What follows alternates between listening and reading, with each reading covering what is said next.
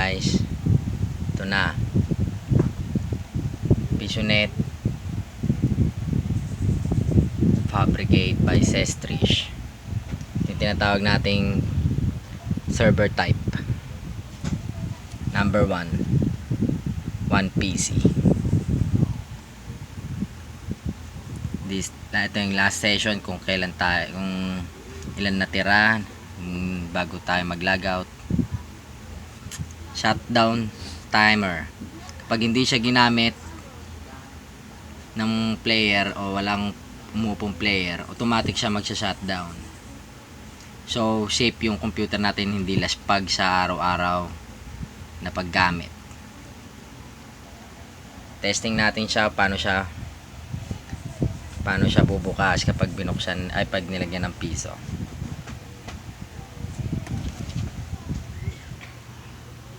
Ito siya.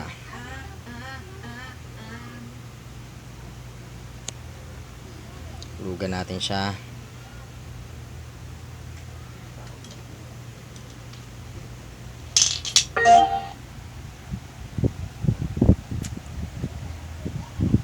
Yan, nakita nyo, nagbukas siya. Ito yung time niya. Wala na siyang digit time or 3 digit o 4 digit timer. Nasa computer na. Ayan, 4 minutes sa 1 peso.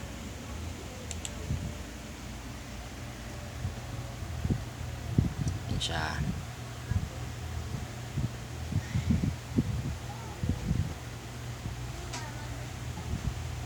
May 4 minutes siya and 22 seconds. Tayin natin siya. Sa loob ng 3 minuto mag-beep siya. Pause muna natin saglit.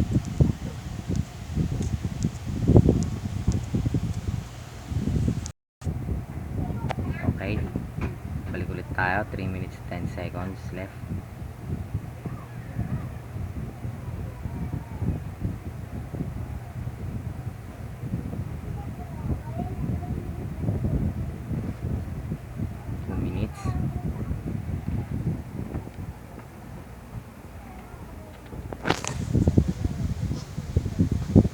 Ganyan lang ang setup niya.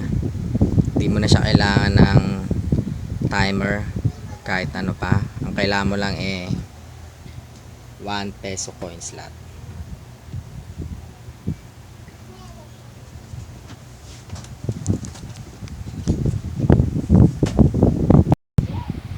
Okay, 2 minutes na lang siya and 4 seconds. Warning! Narinig nyo? Nag-warning siya. So after ng 2 minutes, mabibigla yung player ninyo na kailangan niya ng maghulog. Warning para magsimula na siya maghulog muli sa inyong Pisonet. Hintayin ulit muna natin ng 1 minute. Babalikan tayo na. Okay, so 1 minute and 5 seconds. May magpa-pop up siyang warning. Coin slot. Insert coin slot.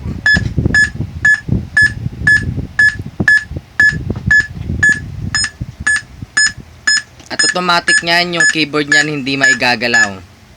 So kailangan niya maghulog sa loob ng ilang segundo. Insert coin. Okay, papakita ko naman sa inyo kung saan makikita ang sales report araw-araw. Okay, balik muna tayo. Hintayin pala muna natin siyang mamatay kung ano ang mangyari kapag naubusan siya ng oras. Kung mamamatay ba yung monitor niya.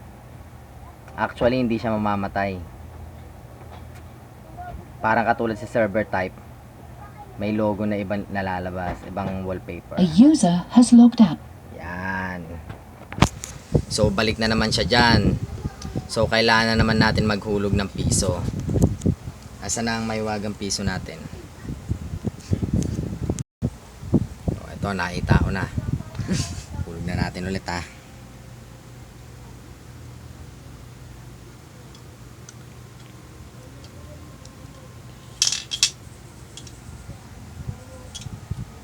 Oops.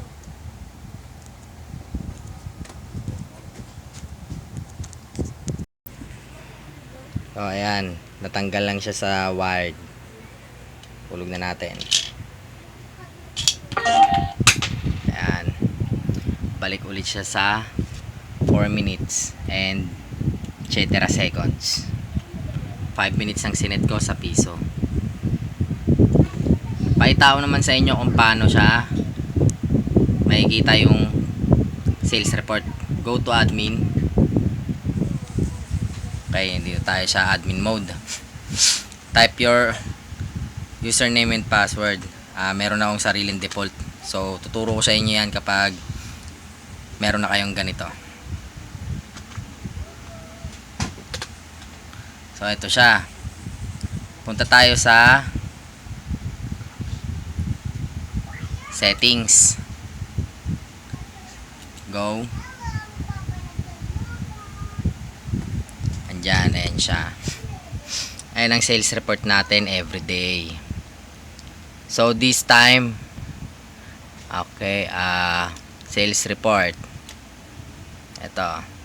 So, ito, nung 15,